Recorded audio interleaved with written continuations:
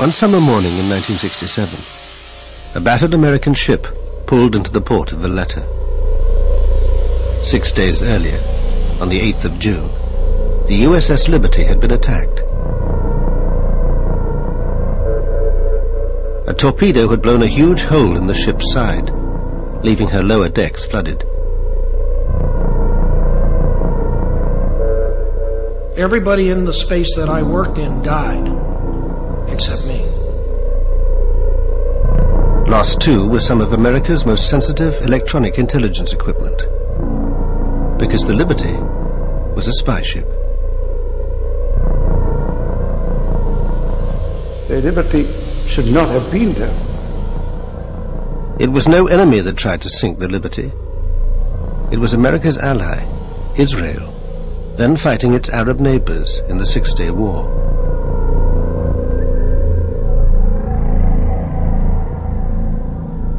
The survivors have always said the attack was no accident. We were well known, and the attack was obviously deliberate. I consider it just cold-blooded murder of American sailors that day. Yet Israel insists it was a tragic case of mistaken identity. It's very embarrassing for a military force like the Israeli Defense Forces to make such a blunder, no doubt. But we admit our mistake. That does not mean that there was any intention or any conspiracy or anything of the sort. But the men of the LIberty claim there was a conspiracy, and that it's been covered up for 35 years. If it was an accident, it was the best planned accident I've ever heard of.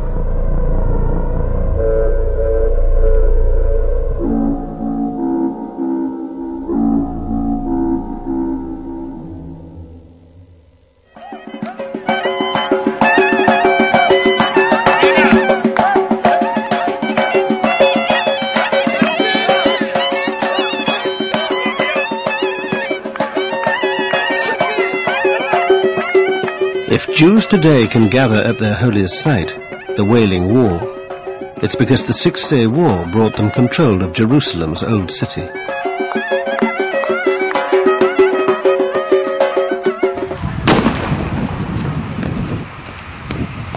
It's also brought 35 years of violence, hatred, and bloodshed.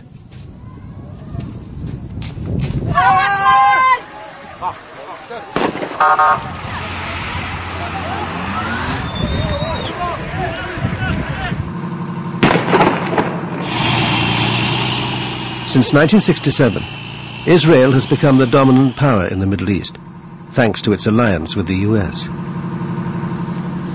It was a turning point in our relationship with Israel. Up until that point, we had avoided being a major arms supplier to Israel.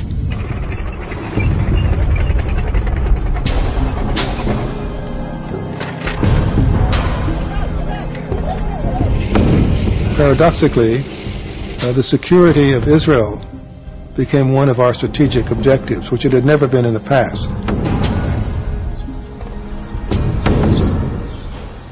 For 35 years, the LIberty veterans have been campaigning for justice and a full inquiry into the attack on their ship.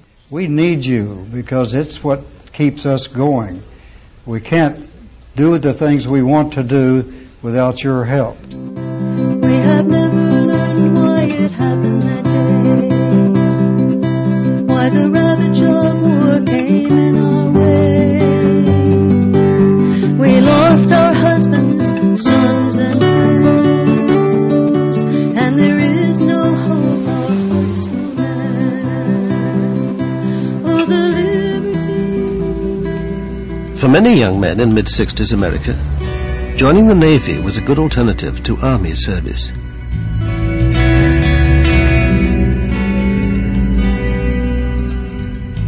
It was kind of funny. I didn't want to go. It was Vietnam. My friends were coming back in body bags, and I put it off for a month. I got a second notice, and I figured I better do something, and I went and enlisted in the Navy, and went into the Naved 13 weeks later after boot camp, I got onto the USS Liberty. Rankowski didn't yet know it, but the Liberty would also be on her way to war. While America was distracted by Vietnam, the Soviet Union was extending its influence in the Middle East. It backed radical governments in Syria and Egypt, whose president, Gamal Abdel Nasser, had become the Arab world's chief spokesman in its struggle with Israel. Egypt was under enormous pressure at the time. Pressure by the Arab partners. I remember the Jordanians calling President Nasser and telling him, "You are only bragging, you are not doing anything, you are letting down your Syrian allies," and things like that. And they saw it as a necessity to do something to help.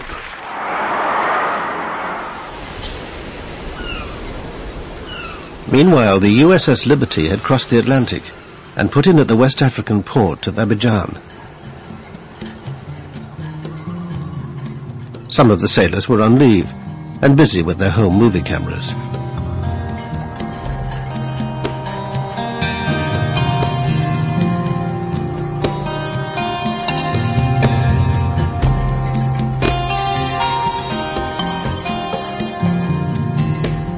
The Liberty was an unarmed ship designed to listen in on electronic communications and pass intelligence on to the highest levels of the US government. There was no other ship like her. Her decks bristled with 45 antennas, and below were dozens of communications analysts and translators. If it was broadcast on a radio wave, we could receive it at any frequency, low frequency, high frequency, medium frequency, very low frequency. If it was out there, we could receive it. If we were listening and we heard a signal, and when we looked at it, we couldn't understand it, it was encrypted as well, we'd send it back to NSA and let them hit it with their computers. NSA, the National Security Agency, is America's top-secret organization for handling electronic intelligence. From its headquarters outside Washington, it controlled the Liberty as she cruised slowly along the west coast of Africa. In May '67, Nasser moved thousands of Egyptian troops into the previously demilitarized Sinai Peninsula. Israel and Egypt now confronted each other head-on, though the saber-rattling didn't mean war was inevitable.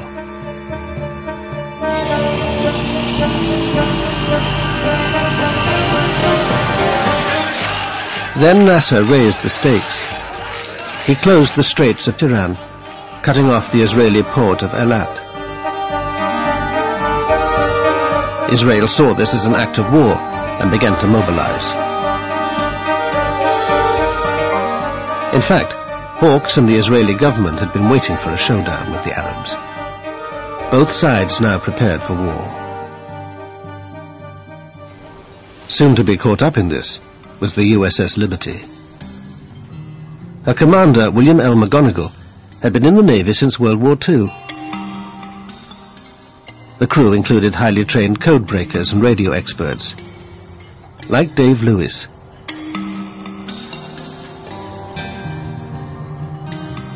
I was the research officer on the research ship. The commanding officer drove the ship. The executive officer was his assistant, and I was in charge of the 195 security group personnel. We were sent around the world wherever there might be a hot spot to see if we could determine what was going on and if the United States desired any intervention of any sort. Life aboard the USS Liberty was like no other naval life. And in the 1960s, ships of that ilk operated independently. The commanding officer of the USS America, which was the flagship of the Sixth Fleet, didn't keep track of a ship that was sailing all by itself. When we were off duty, when the sailors were off duty, we went up topside and sunbathed. I mean, we wore pressed, starched, creased uniforms.